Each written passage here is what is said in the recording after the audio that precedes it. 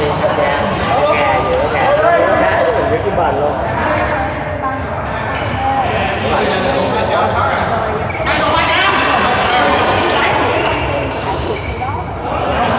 Vậy là 6-2 cho anh nghe đang quay phim rồi nha. Không, nó tốt không? Tốt thì nó tốt thì vui. Trời ơi, ao cảm biết sung quá. Đá hay như vậy quá à. Không có, hôm nay nó đá chung là đá vòng loại thua rồi.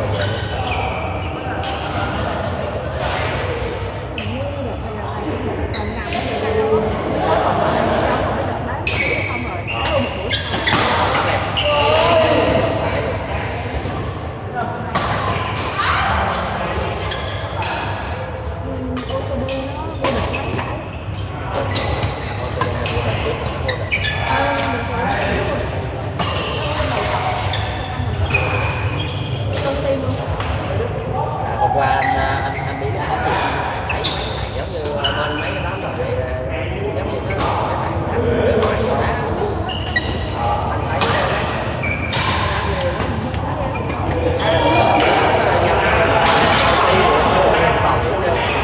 dân đá như cầu thủ em nhìn nó thôi nó đen đen nó chắc chắc em biết kiểu là nước tướng nó đá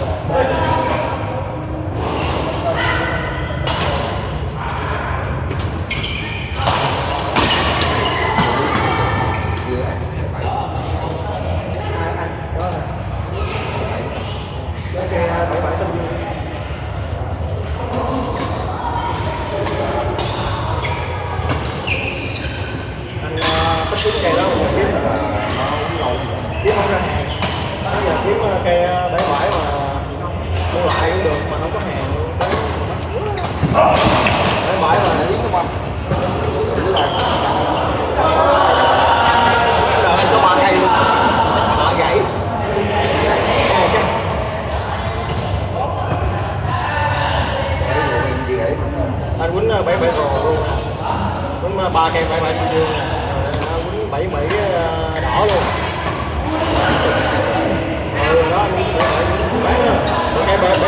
với bãi bãi đỏ xài không được, không phải là không được mà thích đánh á, hay đánh lên đi giờ quánh hay thôi.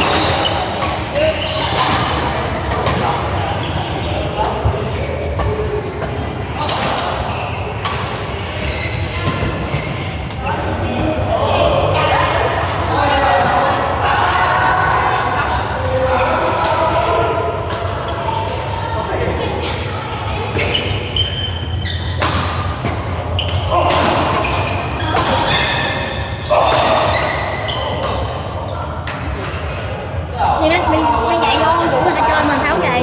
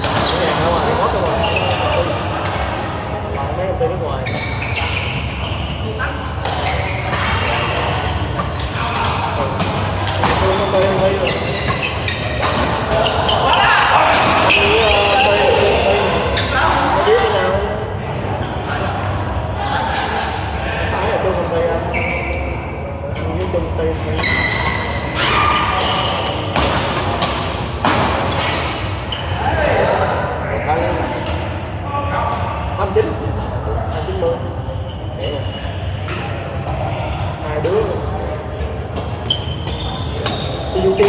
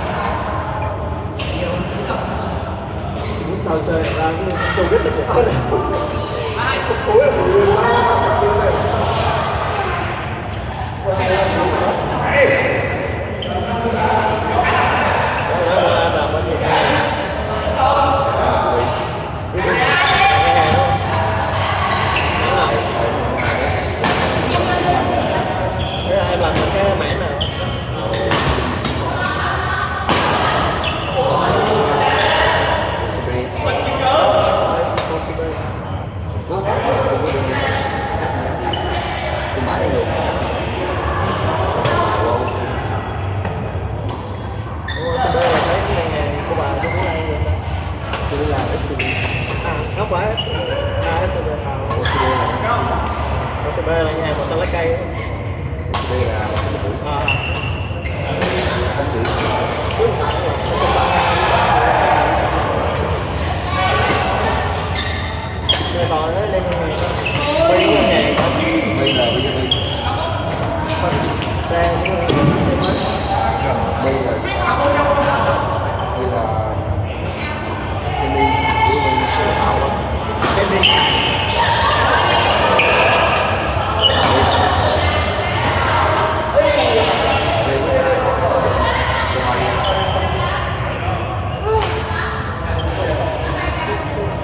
Có KPI không? Có mấy tỷ?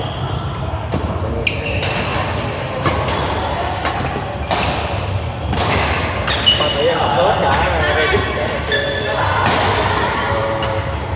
Cho vay xe vay nhà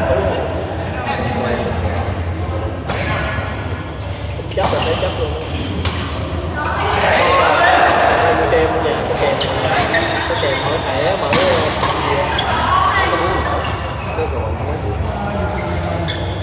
bữa anh vay mua xe bên ngân hàng á, rồi anh mở thẻ này mở tín dụng này một cái mở hàng tháng rồi mở một cái tín dụng mua cái bảo hiểm mua xe mua bảo hiểm chất dân sự rồi bảo hiểm thân võ.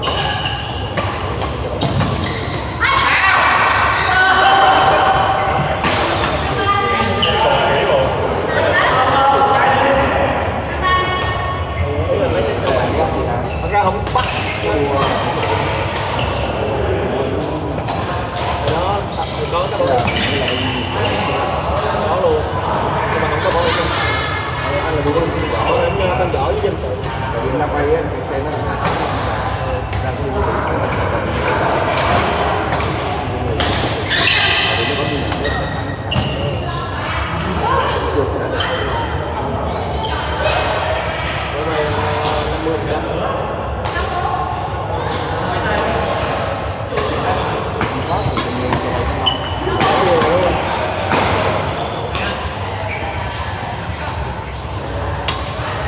kèo đéo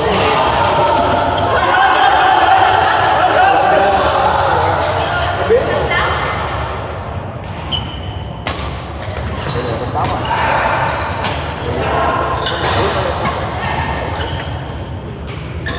Thái là ông Trinh.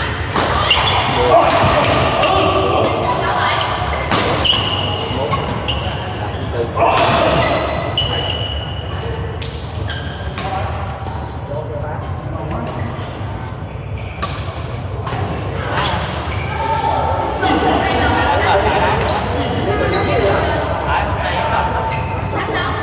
nay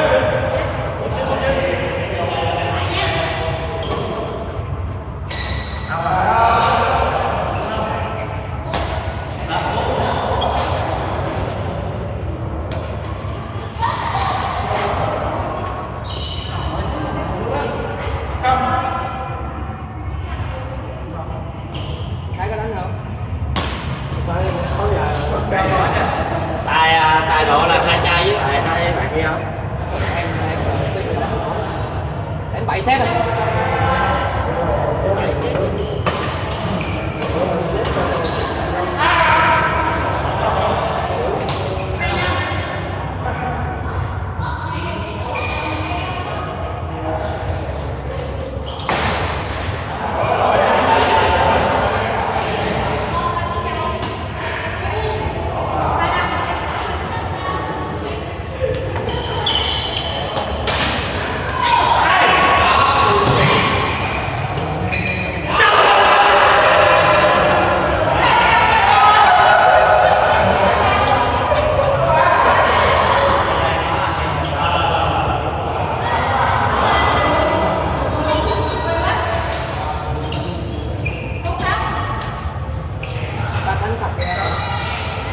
Đây là cả trên nước về thôi chứ.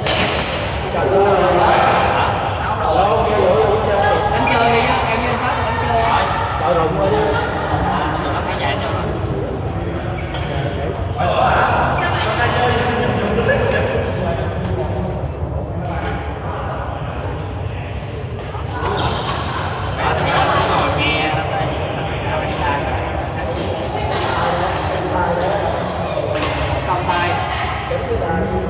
Ô mệt quá. Đánh bài để giờ này đã làm sao nó hết sẵn rồi lại vô làm rồi. Ai ông đú vào đây anh em mình thành. Với ai Kệ chứ, mình cũng đuối mà.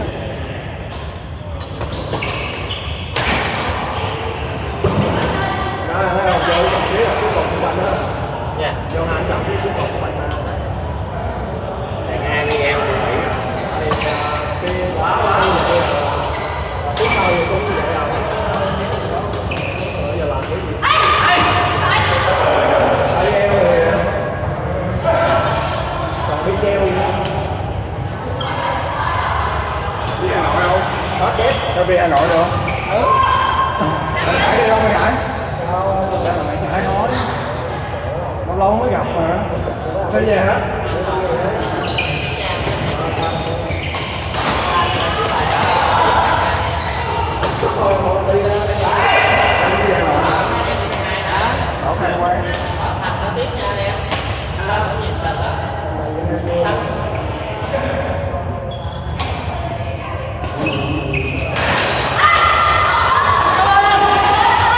Đang nguyên đẹp quá. Bình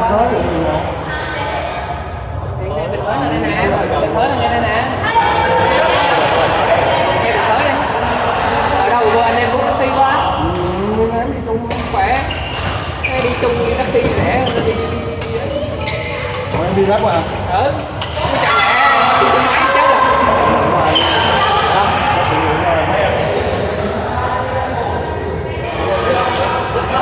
Đi hả? Ai?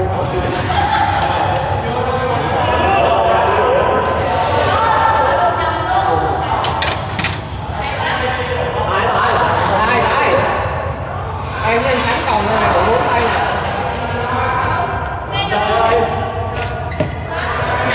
Thôi 5 nữa ra mệt quá rồi, chị nó mi bao em.